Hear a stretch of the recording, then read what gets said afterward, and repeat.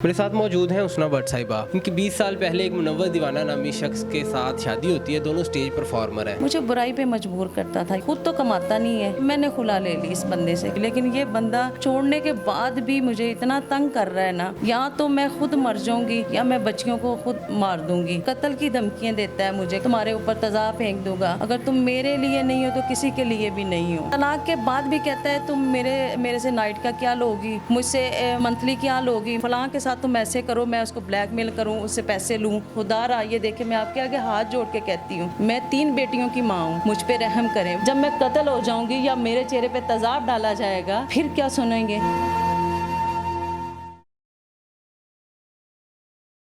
अस्सलाम वालेकुम। डेली धरती के साथ मैं हूँ आपका मेज़बान रेहान हैदर। नाज़रीन, मियाँ बीवी एक दूसरे का लिबास होते हैं, एक दूसरे की इज़्ज़त उनकी ज़िम्मेदारी होती है। लेकिन आज जो कहानी हम आपके साथ डिस्कस करने जा रहे हैं, ये अपनी तर्ज की एक बहुत ही खौफनाक किस्म की कहानी है। मेरे साथ मौजूद हैं उसना भट्ट साहिबा।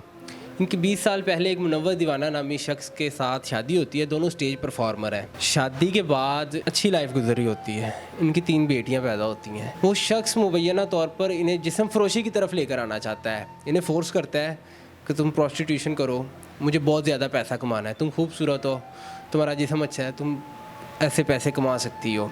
ये इनकार करती हैं, वो इन्हें तशद्दुद का निशाना बनाता है, जिसके बाद ये खुला ले लेती हैं। ये मेरे पास एक पेपर मौजूद है जिसके ऊपर 1 जून 2021 को इन्होंने खुला का नोटिस भेजा था और सितंबर 2021 में इनकी तलाक जो है वो हो गई थी। डिवोर्स होने के बाद भी वो शख्स इन्हें तंग कर रहा है, इनके चेहरे पर तेजाब फेंकने की धमकियां देता है। इनके मुताबिक इन्हें कहता है कि मैं तुम्हारे साथ इज़्दिवाजी ताल्लुकात दोबारा से इस्तवार करना चाहता हूँ, मुझसे कितने पैसे लोगी। तलाक के बाद शरई तौर पर भी देखा जाए तो ये चीज़ें हराम हैं और इनकी ज़िंदगी अजीरन कर रखी है। कहानी के क्या पस मंज़र है, तमाम बातें इन्हीं से जानते हैं। अस्सलाम वालेकुम। वालेकुम अस्सलाम। हुस्ना भट्ट साहिबा, मुझे सबसे पहले तो ये बताइएगा, 20 साल पहले आपकी शादी होती है, लव मैरिज थी अरेंज? नहीं, अरेंज मैरिज नहीं है। अरेंज मैरिज थी, ठीक है। आप दोनों इकट्ठे परफॉर्म करते थे थिएटर में? जी, इनको मैं पसंद आ गई थी, तो कुछ फील्ड के ऐसे इनके दोस्त अहबाब जिन्होंने ना शादी करवा दी या शादी का माइंड बना दिया मेरा, और मैं भी इस जहन से शादी कर ली कि चलो मेरी इज़्ज़त के साथ ज़िंदगी गुजर जाएगी। करनी तो शादी है, मैं ख़ानदानी, बेसिकली ख़ानदानी औरत थी, मैंने इस चीज़ को तरजीह दी, मैंने काम छोड़ दिया, फील्ड छोड़ दी। यानी कि शादी के बाद आपने डांस वगैरह सारा कुछ बंद कर दिया? नहीं, तब तो डांस नहीं था, तब सिर्फ परफॉर्मेंस थी, ठीक है। मैंने इज़्ज़त के साथ ज़िंदगी गुजारने के लिए शादी कर ली इस बंदे से, लेकिन इस बंदे का तो आज तक किसी को समझ नहीं आई। ये बंदा जितना नज़र आता है उतना है नहीं है। मैं भी यही समझती कि इज़्ज़तदार है, इज़्ज़त की ज़िंदगी देगा, लेकिन मेरा ख्वाब ये पूरा नहीं हो सका। पूरा नहीं हो सका। मुझे बताइएगा, आपको किस बात पर मजबूर करते थे? मुझे बुराई पे मजबूर करता था ये बंदा, इसी वजह से। खुद तो कमाता नहीं है, नकम्मा है बिल्कुल। कहता था कि तुम कमाओ और बच्चों का मुस्तकबिल बनाओ, मैं तो ऐसे पड़ा हूँ घर में, बस मैं तो आराम ही करूँगा, ठीक है। मुझे बुराई पे मजबूर करता था। मैंने इसकी बड़ी चीज़ें जो है ना इनकार ही की हैं। तब मुझे धमकियाँ देता था, तब मैं ये थी कि बच्ची थी, ना समझ थी, इतनी अक्ल नहीं थी, मैच्योरिटी नहीं थी मेरे अंदर, मैं डर जाती थी, ठीक है। ये बहुत धमकियाँ लगाता था, डराता था कि तुम्हारे माँ बाप को मार दूंगा तुम ऐसे नहीं करोगी, तो मैं तुम्हारे माँ बाप की इज़्ज़त ख़राब करूँगा ऐसे नहीं करोगे। तो चुप करके, पता नहीं क्या कि ज़िंदगी शायद इसी चीज़ का नाम है, चुप करके सहती आई कि बंदा, चलो हिम्मत नहीं थी मेरे अंदर। लेकिन अब ये है कि मैं इसका जुल्म सह के, हर चीज़ सह के मेरे अंदर बर्दाश्त ख़त्म हो गई थी, ठीक है। तब तो आपने खुला ले ली? मैंने खुला ले ली इस बंदे से कि चलो मेरी जान छूट जाएगी, मैं इज़्ज़त के साथ जीऊँगी। लेकिन ये बंदा छोड़ने के बाद भी मुझे इतना तंग कर रहा है ना कि मुझे मेंटली इसने इतना अपसेट किया है, या तो मैं खुद मर जाऊँगी या मैं बच्चियों को खुद मार दूँगी। मैं इतनी मेंटली तौर पे तकलीफ में हूँ ना, इस बंदे ने मेरा जीना हराम कर दिया हुआ है। अभी भी आप किसी थिएटर में परफॉर्म कर रही हैं? नहीं, इस टाइम मैं नहीं कर रही, 2 महीने हो गए मैं घर बैठी हूँ। ये बंदा, मैं जब भी काम के लिए घर से निकलती हूँ, मेरा रास्ता रोकता है, तंग करता है, कत्ल की धमकियाँ देता है मुझे, कहता मैं कत्ल कर दूँगा, तुम्हारे ऊपर तेजाब फेंक दूँगा, अगर तुम मेरे लिए नहीं हो तो किसी के लिए भी नहीं हो। तो ये डराता धमकाता है, धमकियाँ लगाता है, रास्ता रोकता है, फिर मैं सबको कहता है इसको काम ना देना। जैसा कि आपने बताया और ये पेपर भी दिखाया कि 2 साल पहले आपकी तलाक हो चुकी है, तो उसके बाद भी तंग करने की वजह क्या? कोई ज़ाती खुन्नस है अंदर? इसको ये है कि ये इतना अरसा मेरे साथ गुजारा है, तो अब भी मेरे साथ ये गुजारे, जैसा मैं कहता हूँ वैसा करें। तलाक के बाद भी? तलाक के बाद भी कहता है तुम मेरे से नाइट का क्या लोगी, मुझसे मंथली क्या लोगी, मेरे साथ ऐसे करो, मेरे साथ वैसे करो, फ़लाँ के साथ तुम ऐसे करो, मैं उसको ब्लैकमेल करूँ, उससे पैसे लूँ। अब भी मुझे कहता है इस चीज़ के बारे में, हालांकि मैं उसके नकाम में नहीं हूँ, तब अब भी आके मुझे यही कहता है कि मेरी ये सारी चीज़ें तुम मान लो, मैं तुम्हारी जान छोड़ दूँगा, तो मैं कुछ नहीं कहूँगा।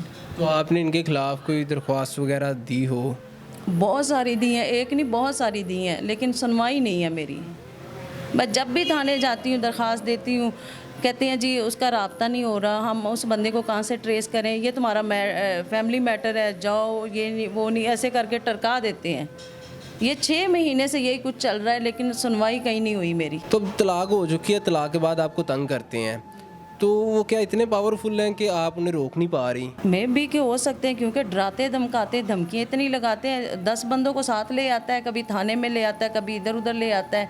जो बंदे उसके साथ आते हैं वो भी उसी की बात करते हैं, वो भी मुझे धमकियाँ लगाते हैं। कौन से बंदे साथ आते हैं? अब देखिए, परसों की बात है, थाने में इसने मेरे ख़िलाफ़ एप्लीकेशन दी थी, मुझे बुलाया गया और ये अपने साथ 5 बंदे लेके आया है थाने में, और मेरी तरफ से 1 बंदा था, ठीक है। अब वो एक बंदा, इमरान नामी बंदा है, वो कहता है कि बाजी जो कहता है वो मान लो, इसके साथ रहो, जैसा भी है जो भी है ठीक है, तुम प्यार मोहब्बत से इसके साथ रहो। मैंने कहा मेरी खुला हो चुकी है, मैं इतना तंग आके इससे खुला ली, मैं इसके साथ क्यों रहूँ अब। कहता है जी नहीं आप ऐसे ही रुलोगी, किसी ने नहीं आपकी सुननी, आप मेरी मानो तो इसके साथ कंप्रोमाइज़ कर लो। मैंने कहा जी नहीं सॉरी मैं नहीं कर सकती। कहता है जी मेरी तो पहुँच बड़ी है, मैं DIG से लेके चपरासी तक वक्त डाल दूँगा, तो आपकी सुनाई तो कहीं नहीं होगी। मैं अगर दूसरी साइड पे आओ तो बदमाशों के नाम लेने शुरू हो गया। कहता है जी गोगी भट्ट जो है वो भी फ़ोन कर देगा, फिर आबद बॉक्सर का नाम ले रहा था और बहुत सारे नाम ले रहा था कि ये भी फ़ोन आ जाएगा और ये भी आ जाएगा, तुम्हें क्या करोगी। अब ये बंदा मुझे धमकियाँ देता है और दिलवाता भी है औरों से। अब देखिए मैं अकेली औरत ज़ात क्या करूं, मैं बच्चे पालूं, घर में बैठूं, मैं बेरोज़गार होकर घर में बैठी हुई हूं। अब देखिए मैं बच्चियों की कफालत कैसे करूं, वो पढ़ रही हैं, मेरी 3 बेटी हैं, वो पढ़ती हैं, स्कूल जाती हैं, उनके अखराजात हैं, मैं कैसे पूरे करूं। ये बंदे ने इज़्ज़त इतनी मेरी इतनी उछाली हुई है कि मैं बता नहीं सकती। ना तो इसको अपनी इज़्ज़त का ख्याल है, ना बेटियों की इज़्ज़त का ख्याल है। बेटियाँ हैं, इसका नाम सुनना पसंद नहीं करती, कहती वो हमारा बाप ही नहीं है। जो इतनी इज़्ज़त हमारी उछाल रहा है, उसको हमारा इज़्ज़त का ख्याल ही नहीं है, तो वो हमारा बाप ही नहीं है। अब आप क्या हुकूमती अदारों से अपील करना चाहेंगी? मैं यही अपील करना चाहूँगी, देखिए हमारे आर्टिस्ट अक्सर यही होता है कि उनके मर जाने के बाद एक्शन लिया जाता है उनकी बात का, तो क्या मेरे साथ भी ऐसा ही करना है? मेरी फरियाद सुनने वाला कोई नहीं है। खुदारा ये देखे, मैं आपके आगे हाथ जोड़ के कहती हूँ, मैं 3 बेटियों की माँ हूँ, मुझ पे रहम करें। वो बंदा तो रहम नहीं कर रहा, लेकिन आपको अल्लाह ने ये ताकत दी है, आप सीट पे बैठे हैं, आप मेरे लिए कुछ कर सकते हैं, तो प्लीज़ मेरे लिए कुछ करें। क्या मेरे मरने के बाद मेरी सुनवाई होगी? ये देखिए इतनी ज़्यादा दरख्वास्तें, ये देखिए मेरा खुला नामा है, लेकिन वो बंदा इस चीज़ को नहीं मानता। मुझे मज़ीद तंग किया जा रहा है, मेरी ज़िंदगी तंग की जा रही है, मेरा जीना इसने हराम कर दिया है, मेरा नाम इतना बदनाम कर दिया है, मुझे कत्ल की धमकियाँ देता है। जब मैं कत्ल हो जाऊंगी या मेरे चेहरे पे तेज़ाब डाला जाएगा हर औरत की तरह, जैसे होता है औरतों के साथ, फिर क्या सुनेंगे? प्लीज़ मेरी आपसे यही रिक्वेस्ट है कि प्लीज़ मेरी इन दरख्वास्तों पे अमल किया जाए और मेरी सुनवाई हो। शुक्रिया जी। तो नाज़रीन, आपने उसना व्हाट्सएप की तमाम गुफ्तगू जानी, इन्होंने दरख्वास्तें भी दी हुई, आप टीवी स्क्रीन पर देख रहे होंगे, इनकी सुनवाई नहीं हुई और मुबैना तौर पर कहा जा रहा है कि डिवोर्स के बाद ही वो बंदा इनके साथ कुछ फ़िज़िकली रिलेशन बनाने पर मजबूर कर रहा है। हमारी भी हुकूमती अदारों से गुजारिश है कि इनकी सुनवाई की जाए, इनकी हेल्प की जाए, क्योंकि अक्सर देखा जाता है हमारे मुआशरे में ख़वातीन को तेज़ाब फेंक दिया जाता है, उन पर तशद्दुद का निशाना बनाया जाता है और अगर कोई बात ना मान रही हो तो उसे अगवा भी कर लिया जाता है। आप इस बारे में क्या राय रखते हैं? कमेंट सेक्शन में ज़रूर आगाह कीजिएगा। हमारे चैनल को कर लें सब्सक्राइब। मिलते हैं अगली वीडियो में, तब तक के लिए फ़ी अमान अल्लाह।